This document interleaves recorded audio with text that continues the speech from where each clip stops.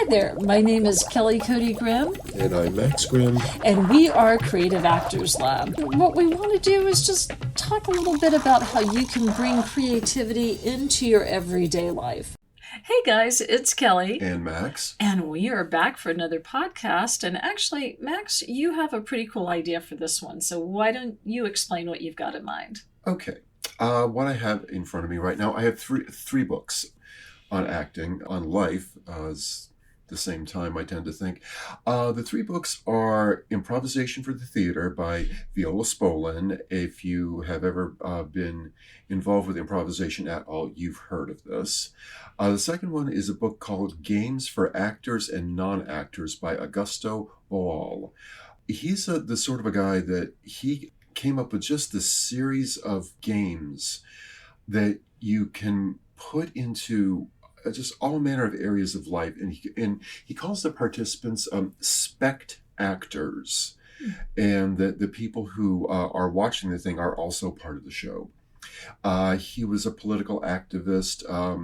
If you ever go on YouTube and search Augusto Boal, it's Boal. You see some of the interviews, and he's passed away quite some years ago, but it's just all of his work was very politically motivated, and just made a lot of statements on society and humankind and political systems. He was a very, very interesting person. The last one is a book I really love. This is one of the books I got when I was very, very young to acting. It's called An Acrobat of the Heart by Stephen Wang, Wangh.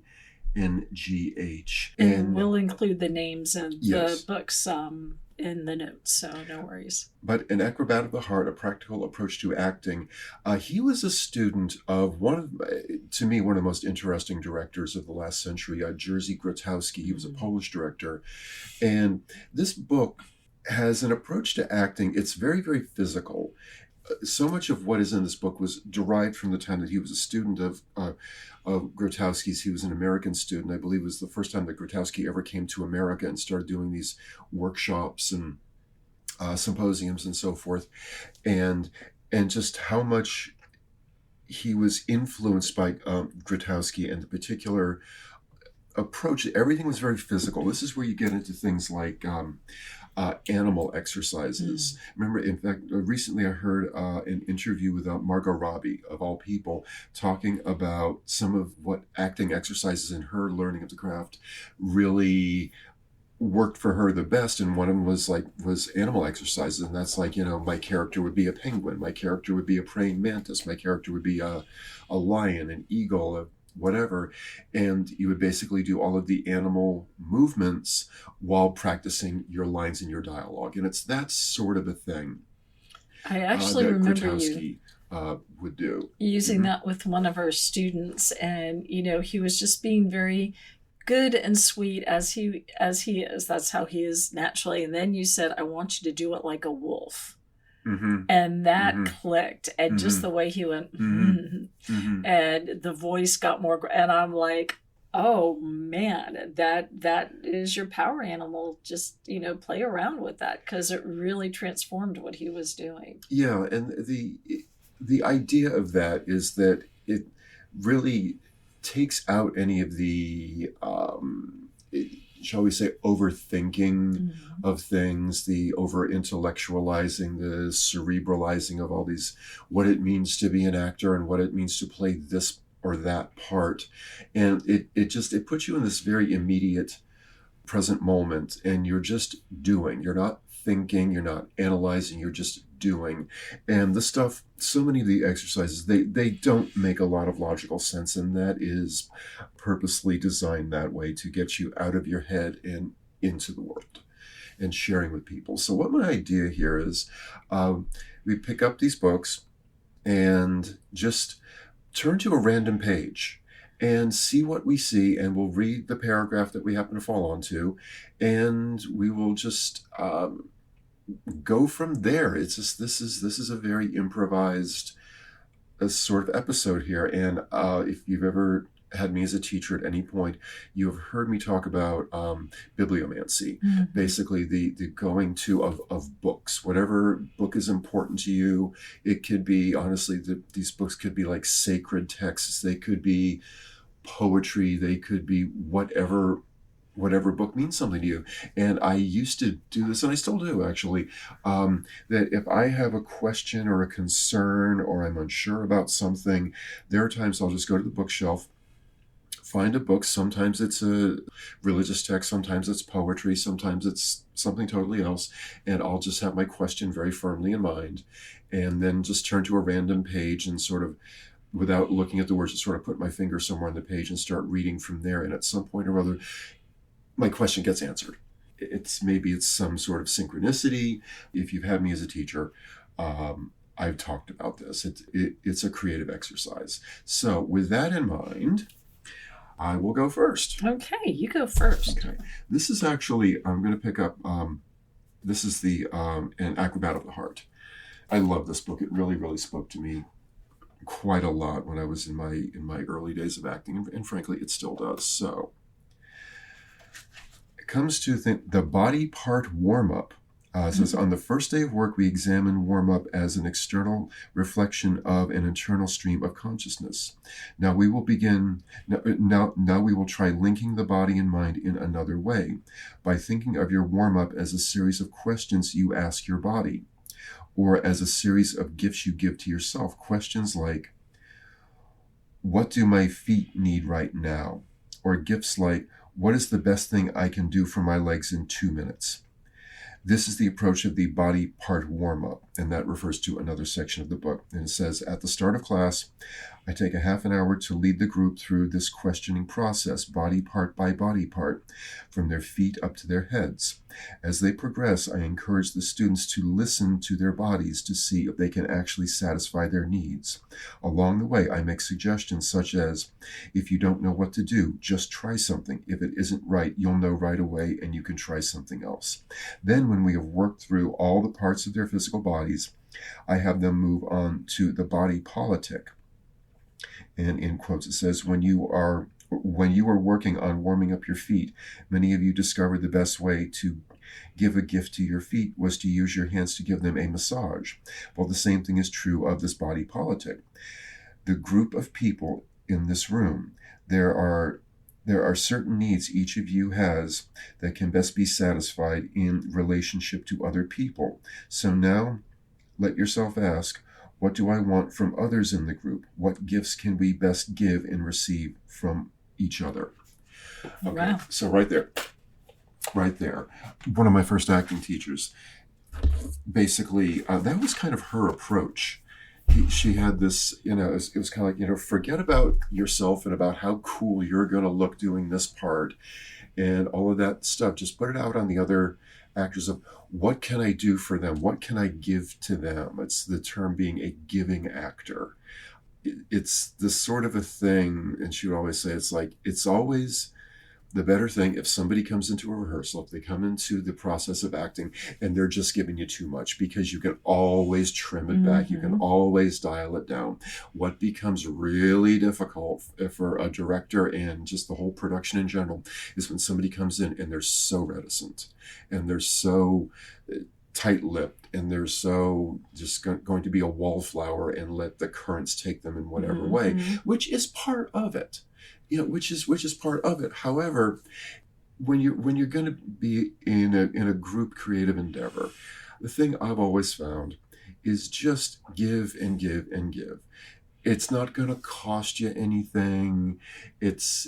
And there's stuff out there. If you put it out there, it can just resonate with the other people. And it's like, you never know how people are going to react. You never know what's going to resonate with somebody unless you just plain put it out there. And so long as it's done with respect and a sort of a permission to do so, it's like you sort of have to know reasonably what are other people's limits, and you don't want to go overstepping boundaries and doing things that would just be physically invasive or intrusive or anything like that. And you certainly have to be respectful, and there would obviously be a few things coming off the table. You wouldn't just grab somebody and give them a big kiss on the lips in the middle of a rehearsal, unless, of course, you knew you had the permission from them to do that. But otherwise, just give and give and give. And there's no wrong answers. Mm-hmm. There's just stuff that it either fits in this time and place or it doesn't. Mm-hmm. And maybe it'll fit in some other time and place, but you'll never know unless you just get out there and do it. Mm-hmm. So and I'm thinking, as you're talking about, then also, getting back to trying different animals. And I'm thinking, again, Shakespeare, because Mm-hmm. we've done a fair amount of Shakespeare. And I'm like, how different would it be if you had Claudius and Hamlet, and Claudius is a lion and Hamlet's a buck? Mm-hmm. And then, and that it just hit me because I guess we were on a walk and we saw two bucks hanging around, just in the forest doing bucky things. But, I'm like, it is very interesting because you could see the lion circling Mm-hmm. that buck and the buck trying not to get hurt and poached by this lion. So I think there's just, coming in with different ideas and not being reticent. As a writer, usually that is what happens is your first draft is messy. It's way more than you need. Mm-hmm. And then you've got to trim it down. That's fine. But if you're coming in and you're supposed to have had 6,000 words and you're walking in and you've got 500 words because that's all that you could come up with, yeah, that's going to be a problem. So if you walk in and you've got 8,000 words, well, cool. We'll just edit down what we need to. But yeah, I think that's an excellent point. And let me just say as a side note, the whole thing about the animal exercises, because in improvisation, that's a whole bunch of chapters in the improvisation exercise lexicon. But what happens is the way that the teacher or the director sort of works with that is, when the actors first start doing the animal exercises, they're overacting. No, you wouldn't go on stage and do this like this. But once you sort of do that overacting, then you start dialing it down and trimming some of the ham off the bone there, so to speak. Those elements of the animals, of the primal forces, you keep just enough of that flavor. Mm-hmm. To have it be sort of one of the secret ingredients in the recipe of building the character. Mm-hmm. Let me do one more, and I'm saving, and the book I'm saving for you. But anyway, okay, this is from Augusto Boal, Games for Actors and Non-Actors. I've got a brand new copy of this right now. This is a brand new printing of it. I think this has got to be my third or fourth copy of this book over the years. You do go through it quite a bit. I just, the ones I had before were all dog-eared and highlighted and all that sort of stuff. I found so much in this book that it just, it speaks not only to actors, but to the play of life, because all the world's a stage and the men and women in it merely players and all that other good Shakespearean gobbledygook. So anyway, this is from actually a chapter called The Arsenal of the Theater of the Oppressed. Ooh. Okay. That doesn't sound the least bit political. No. But it's this one particular exercise, and I'll go back on this if I need to, but it's called sensory focus. It says a variation of the slow motion exercise. Okay. The actor tries to open his senses to all external stimulants, including the sensory, sensual, and even sexual contact with the outside world. There are people who make love mechanically without the slightest hint of sensuality. The actor, by contrast, should be able to deliver even a mathematical formula sensually, i.e. aesthetically. Okay, the slow motion exercise. Let me go back on this one. There's one of the basic improvisational exercises, and this was again, harking back to my very, very young days, first getting into acting. We would go into the improvisation classes, and if I remember correctly, they were Tuesdays and Thursdays right after lunch. But we would go in there, and there was a series of exercises, and one of which was called Space Substance. Mm. And that's where one of these, that's where this particular exercise is sort of harking from. That you basically, we would be on a big stage. There's maybe 14, 15 of us students and the teacher.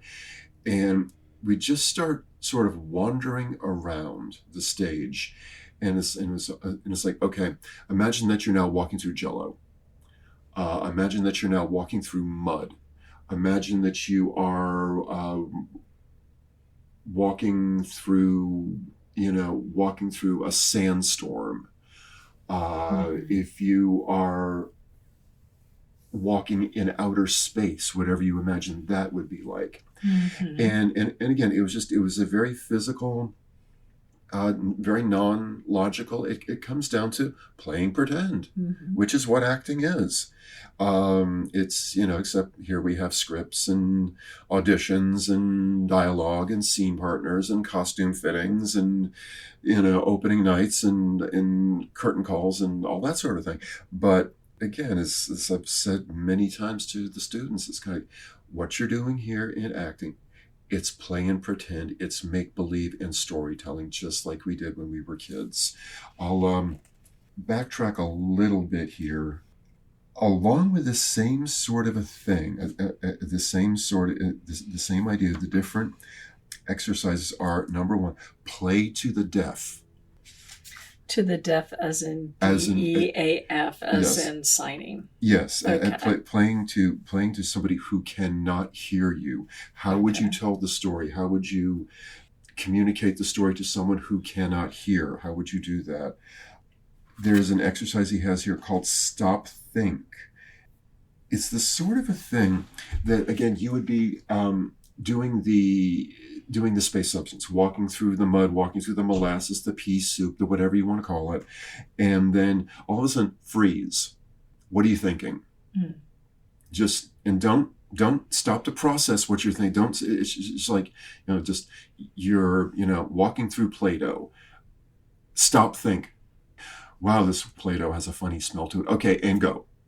And it's that sort of thing. The other exercises are things like interrogation, where you would do the same, where basically somebody else would yell freeze and then turn around to one of their fellow actors and go think, and then they would come out with whatever thought was passing through their mind at that particular time.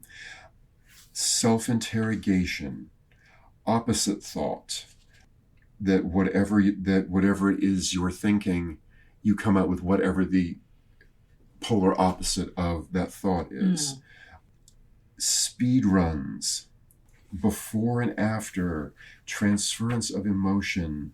Then low volume is a good one. Low volume is where you have to speak. It's like whatever you're doing, you have to do it very, very quietly. You have to move very quietly. You have to, and then try that. Exaggeration.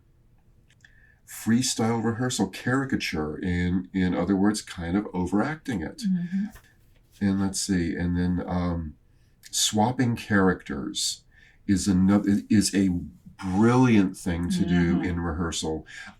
It's like one thing that person, whenever I directed, we would always do in a play is at some point or other, okay, I'm going to play your character, you're going to play my character. And you sort of walk a mile in the other person's shoes. So you get an understanding. So it's not just like my line, your line, your line. And during the your line part, I can kind of just, phase out and think about what I'm going to have for dinner and what movie I'm going to watch later on and all that sort of a thing. But, guilty. Yeah. And then just doing the same thing in rhythm, doing something in a very metered metronome sort of way. Then the last one is called Holy Theater. And it's like you do your improvisation or your scene or whatever it is as if this were a sacred, holy, religious production. And so that's just some of those ideas.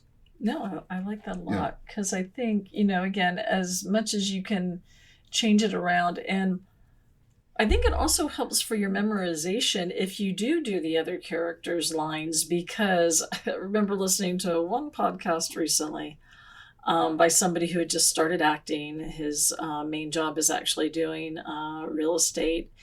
And so his thing was, I know the last line of what they're going to say, and then I know that's my line.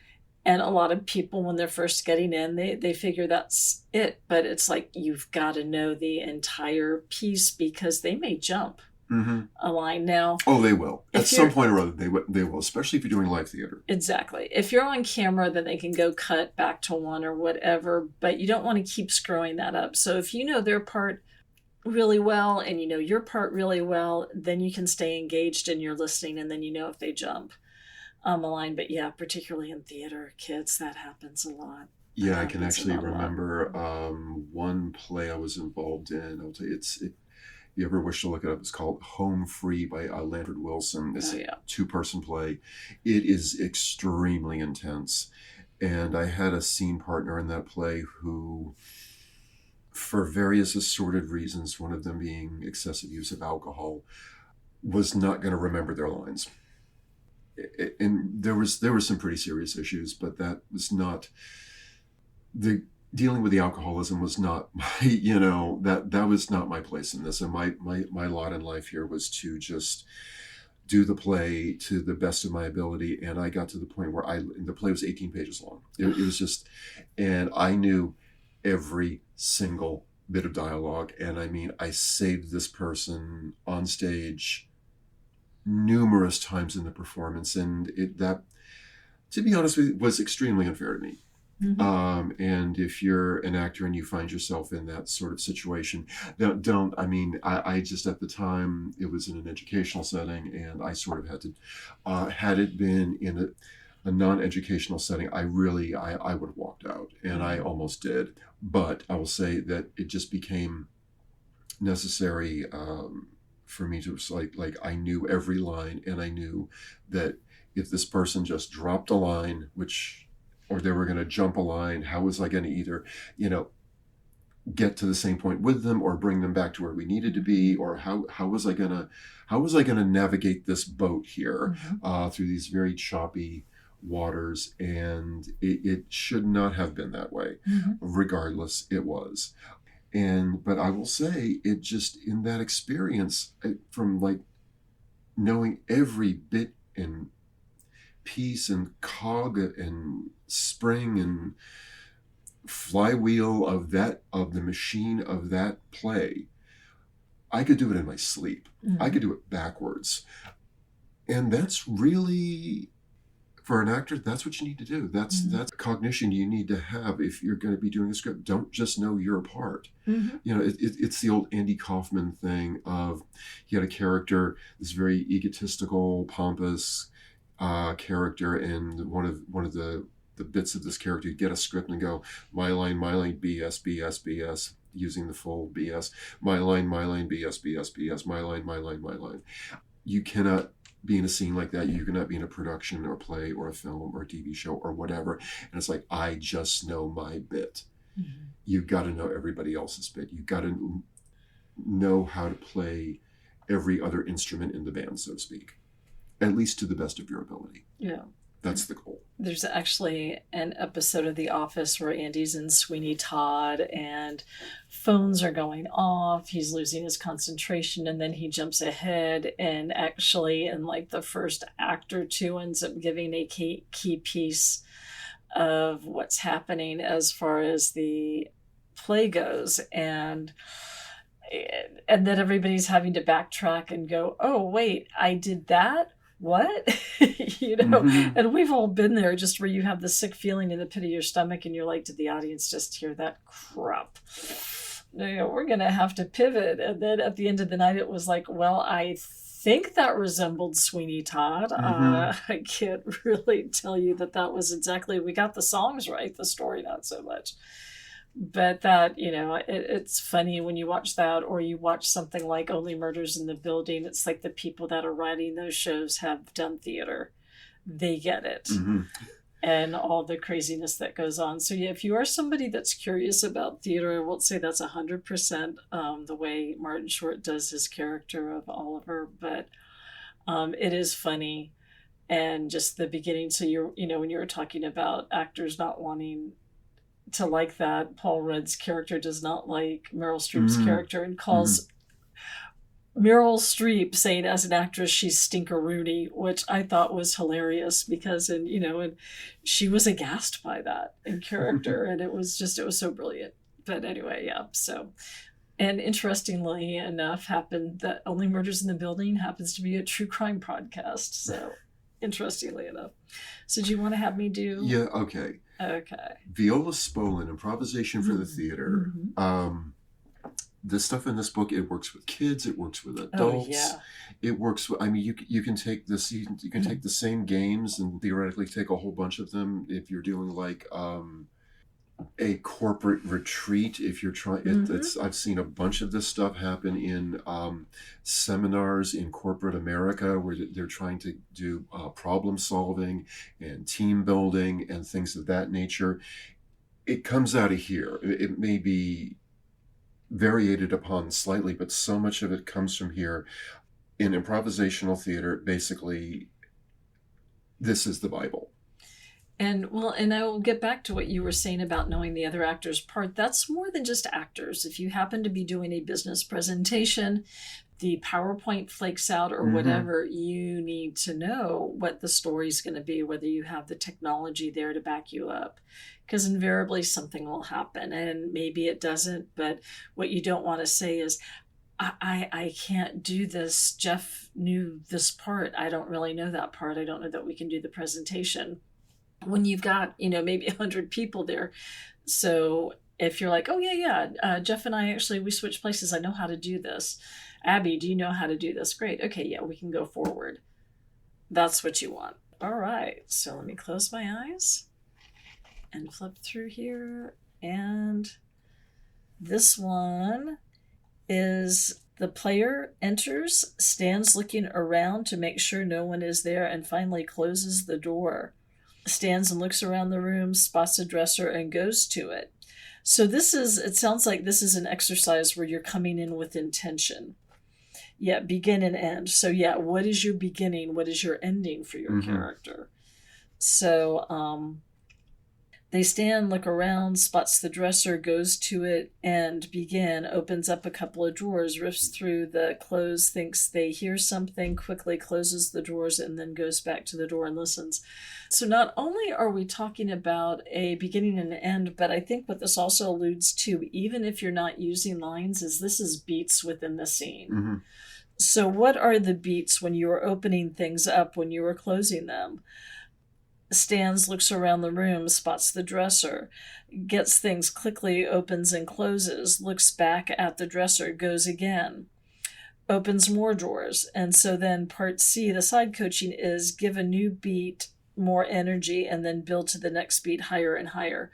So if you were looking through and you were trying to figure out where are the things in the drawers, rather than just opening up casually, you would start to get more frantic as you're not finding what you need. And it can be anything like, as you're trying to find the special item that you need to show people for your big discovery, for your big presentation, or it could be just finding your car keys so that you can get out the door. You can kind of play around with the same urgency. Then player C goes through the scene as part A without saying begin or end, but doing everything as fast as they can while keeping the details of the scene. And what I like about the fact that it's nonverbal is we do oftentimes, I think, as actors, particularly improv actors, really get into verbal diarrhea. And they'll just talk and talk and talk. And to me, I really like for actors to start their scenes where they are just miming and doing something, and it brings the audience in because they're not sure 100% of what you're doing, but then as you're miming and you keep on doing things, just help you figure out what it is that you need to do. And then points of observation. Almost every case we will find that the final scene had life of both the actor and the audience. This is because the first scene tended to be generalized, or the player was subjectively involved using invention rather than creating. And then the begin and the end force the player into an outside objective dealing with his objects.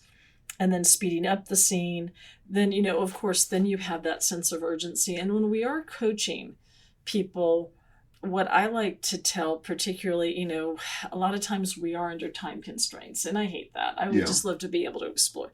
It'd be nice to do 4 hours of Hamlet, but we don't always have four No, hours to do Hamlet.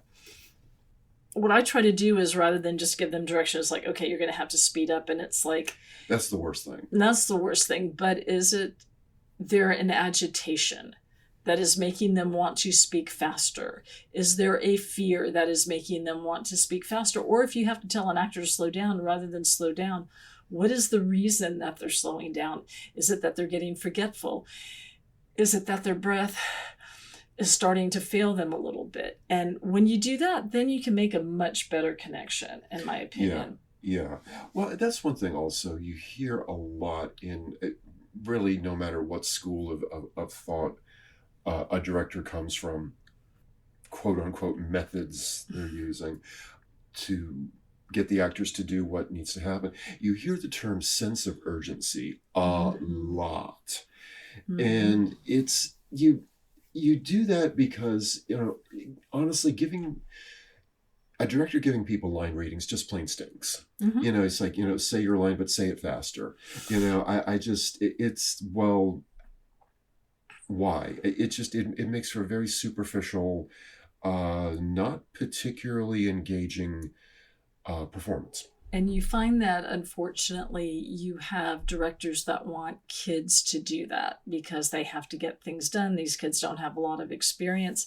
Say the line like this. And then it's my theory that that's sometimes why you have child actors that really struggle going forward. Yeah. Is because they are so used to having people spoon feed them how the lines are supposed to be done.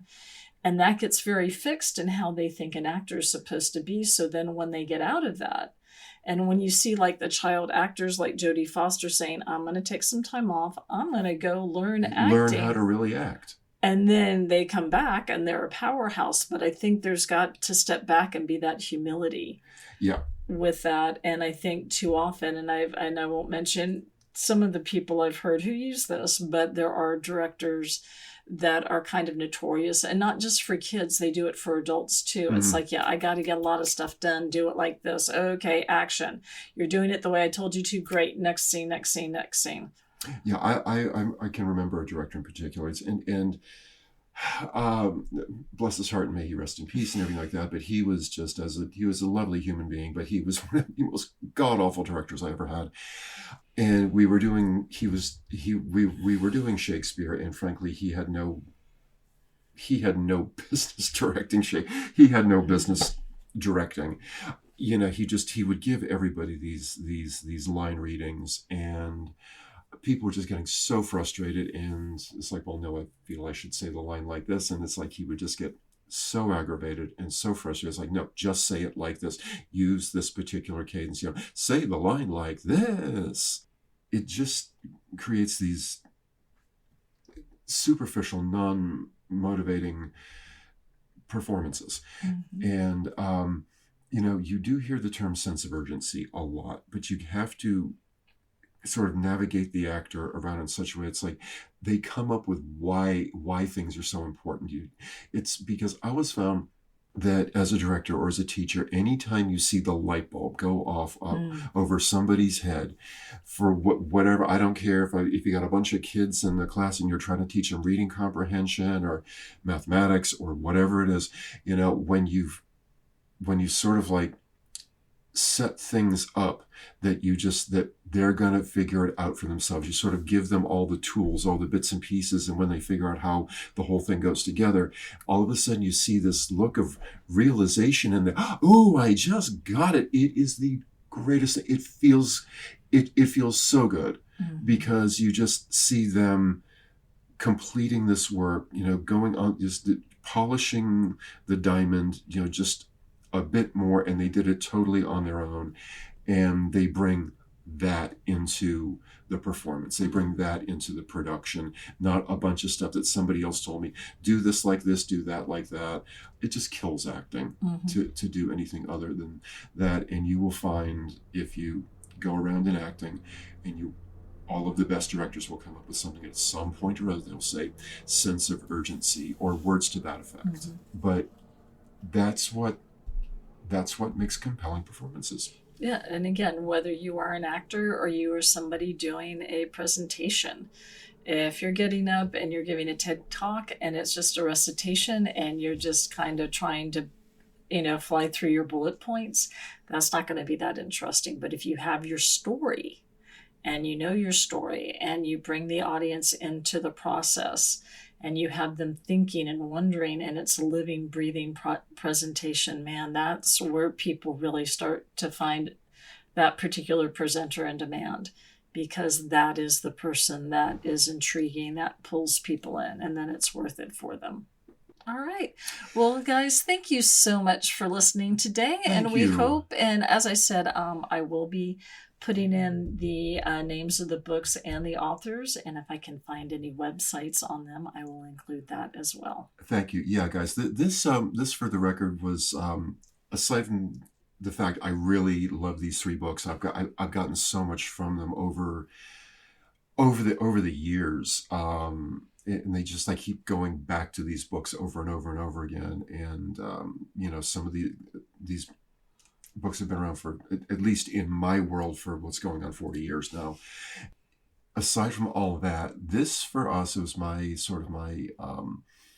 one of my attentions in this was, we were really cold reading here and improvising. Mm-hmm. And just sort of seeing where we can go. And that was, aside from the fact that I wanted to introduce you guys to some really, really useful information here. Practice your cold readings. Practice Mm-hmm. your cold readings, and don't be afraid to improvise. Absolutely. So that being said. All right. Well, thank you, everybody. We will be back next time. If you have any questions or if you guys have any ideas for podcasts that you'd like to see us do, please let us know. We'd love to hear you. You can reach us out on Instagram at Creative Actors Lab. We also have our website. You can click on there. There's also a lot of resources on there as well. Thanks. And we'll see you all next time. We appreciate you guys tuning in, and keep in mind that you can catch us on our social media, Creative Actors Lab on Instagram and Facebook, and by the same name on YouTube. And for more on what we do, you can go to our website, CreativeActorsLab.com, all one word. Thank you for listening. Stay curious, make art, not war. Much love until next time.